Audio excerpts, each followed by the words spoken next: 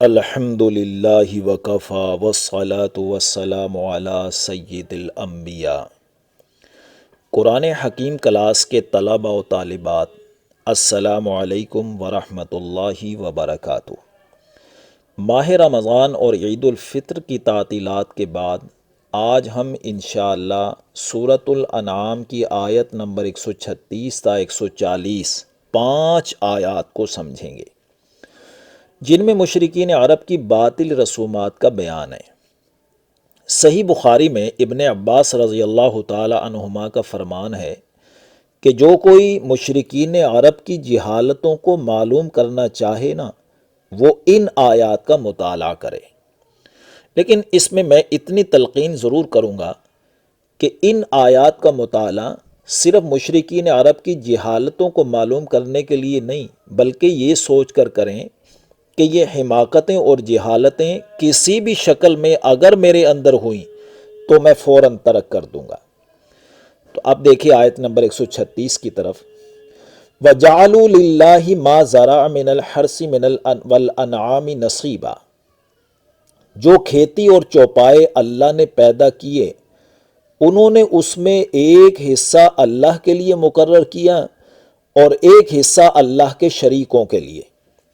فَقَالُوا هَذَا لِلَّهِ بِزَعْمِهِمْ وَهَذَا لِشُرَكَائِنَا، پھر حصے نکال کر انہوں نے کہا یہ حصہ اللہ کے لیے ہے ان کے خیال کے مطابق، اور یہ حصہ ہمارے شریکوں کے لیے۔ فَمَا كَانَ لِشُرَكَائِهِمْ فَلَا يَصِلُ إِلَى اللَّهِ، تو جو حصہ ان شریکوں کے لیے ہوتا تھا وہ اللہ کی طرف نہیں پہنچتا تھا، یعنی اللہ کے حصے میں شامل نہیں ہونے دیتے تھے اس کو۔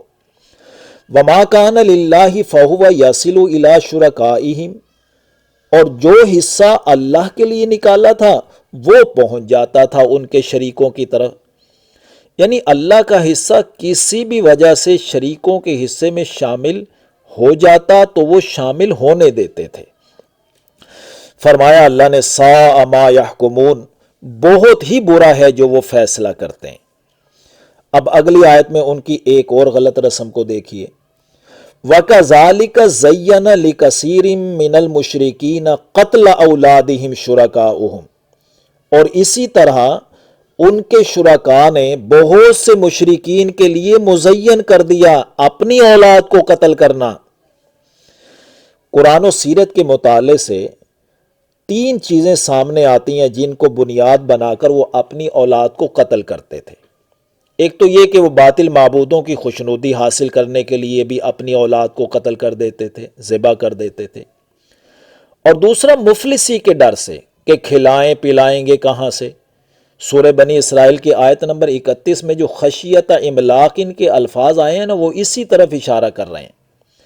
آج یہ جو فیملی پلاننگ، خاندانی منصوبہ بندی کے پیچھے یہی تو نظریہ کار فرما ہے۔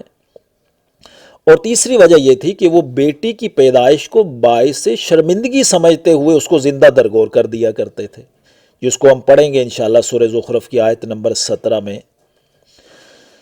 تو یہ جو بھی رسم یہ اپنی اولاد کو قتل کر دینا، کتنی بری رسم تھی ذرا دیکھیے۔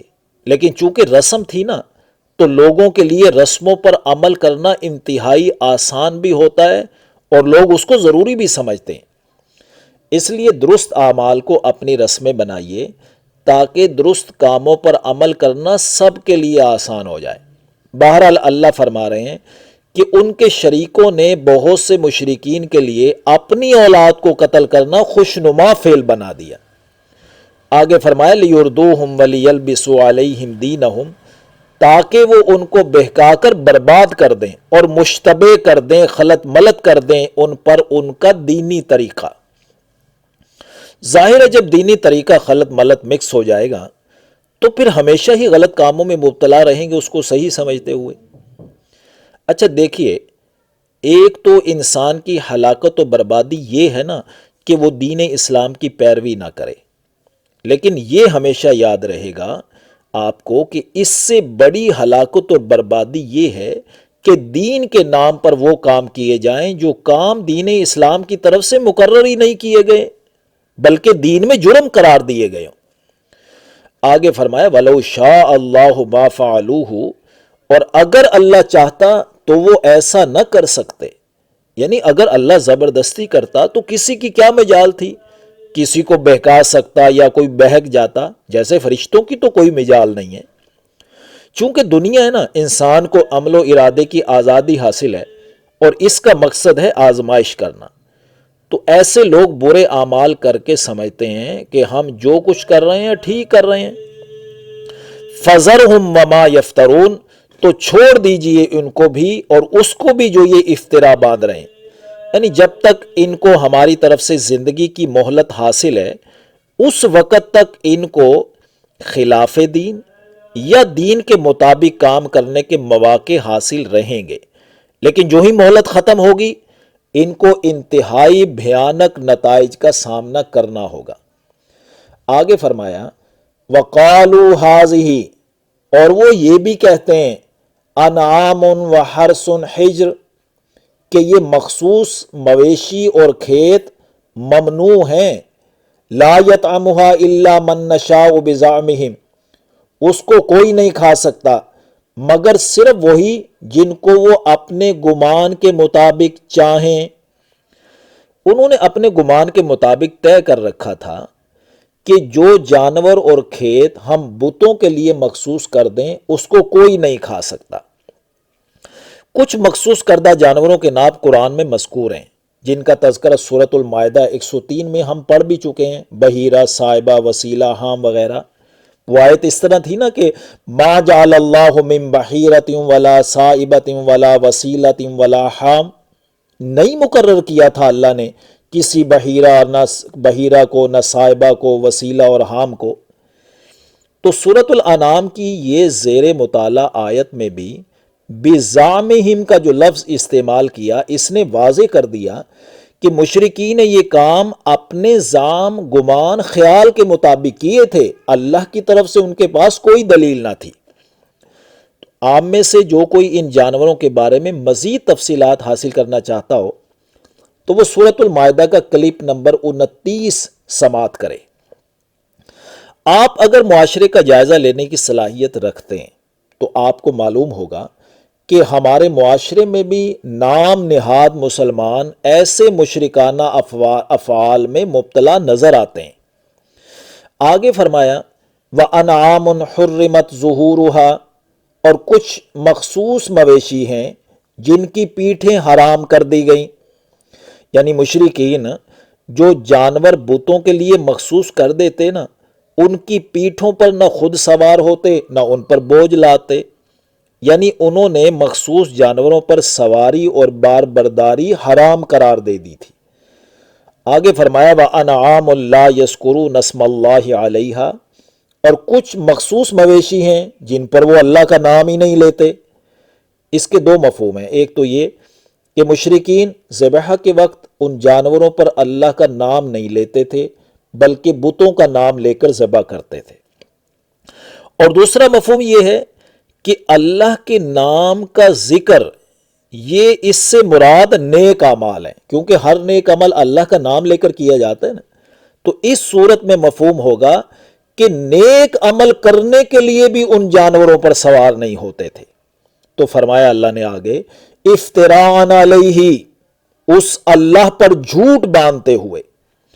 ظاہر ہے کسی ایسی چیز کو حرام کر دینا جو اللہ نے حرام نہ کی ہو، وہ اللہ پر جھوٹ باندھنا ہی تو ہے، اور کیا ہے۔ تو آگے فرماتے ہیں سَيَجْزِيهِمْ بِمَا كَانُوا يَفْتَرُونَ، ان قریب وہ سزا دے گا ان کو اس جرم کی پاداش میں جو تھے وہ جھوٹ باندھتے۔ آگے فرمایا وَقَالُوا مَا فِي بُطُونِ هَٰذِهِ الْأَنْعَامِ، اور وہ یہ بھی کہتے ہیں کہ جو بچے ان جانوروں کے پیٹ میں ہیں اگر وہ زندہ نکلیں تو خالصۃ لذکورنا ومحرم علی ازواجنا، خالص ہیں ہمارے مردوں کے لیے اور ہماری عورتوں پر حرام ہیں۔